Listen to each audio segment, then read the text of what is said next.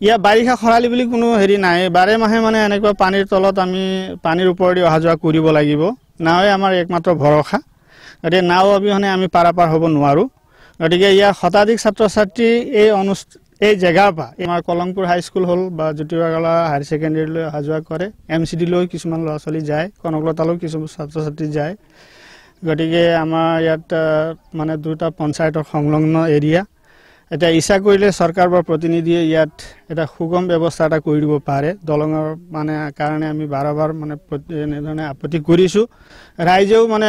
ৰাইজৰ প্ৰতিনিধি সহ এনেধৰণে বহুত বাৰ আমি আলোচনা বিলোচনা হৈছো কিন্তু আজিলৈকে সফল হৈ উঠা নাই গতিকে আমি দুৰ্যোগ সদায় দুৰ্যোগৰ মাজতে জীয়াই আছো মই ইয়াৰে